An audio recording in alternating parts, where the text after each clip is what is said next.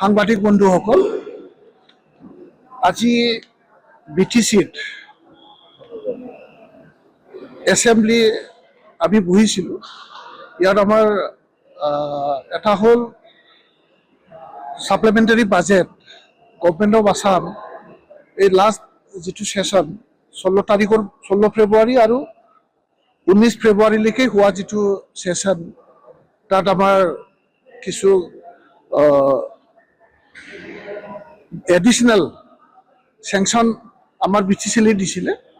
ইয়াক আমি এক্সপেণ্ডিচাৰ কাৰণে আজি ডিছকাশ্যন হ'ল আৰু 24টা ডিপাৰ্টমেণ্টত এই পইচাখিনি খৰচ কৰিবৰ কাৰণে আজি এপ্ৰুভেল লোৱা হ'ল। আৰু লগতে যিটো আমাৰ 26-27ৰ যিটো আমাৰ বাজেট, এইটো আজি প্লেচ কৰা হ'ল। আৰু সেই বাজেটত আমাৰ যিটো ভোট অফ একাউণ্টছ, যিটো আমাৰ 4 মাহৰ কাৰণে দৰমহা দিবৰ কাৰণে বাজেট প্লেচ কৰা হ'ল। তো প্ৰথমতে আমাৰ যিটো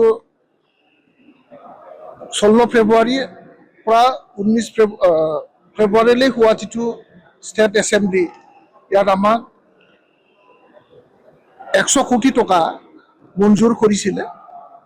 আৰু আমাৰ ৰেভিনিউজ অন ৰিচোৰ্চ 1 কোটি টকা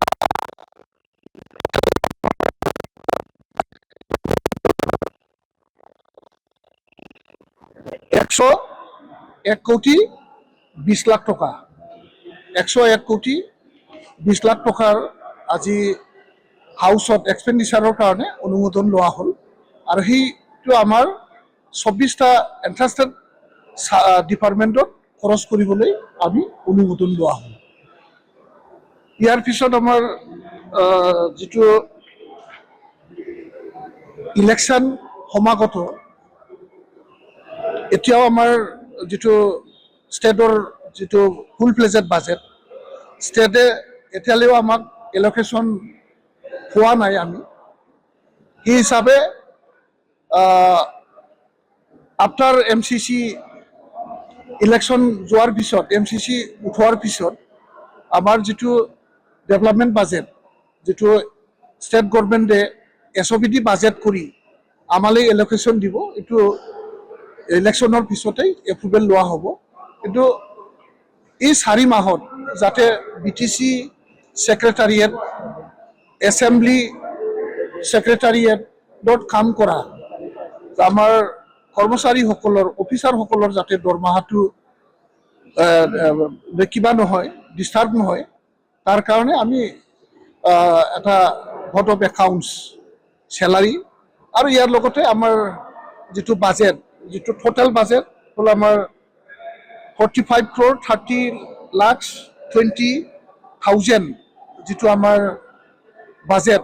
ইয়াৰ মাজত আমাৰ নন চেলাৰী বাজেটো আছে। নন চেলাৰীত 16,30,04,000 এইটো আমাৰ non salary expenditure, office maintenance. আৰু আমাৰ যিটো বিভিন্ন এণ্ট্ৰাষ্টেড ডিপাৰ্টমেণ্টত যিসকল আমাৰ ফিক্স পে বা তেনেকুৱা কণ্ট্ৰেকচুৱেল যিসকল এমপ্লয়িজ আছে, তেখেতসকলক চেলাৰীটো যাতে ডিষ্টাৰ্ব নহয়, 4 মাহৰ কাৰণে এই ভোট অফ একাউণ্টছটো আজি সম্পূৰ্ণ হ'ল। এইখিনি আজি বাজেট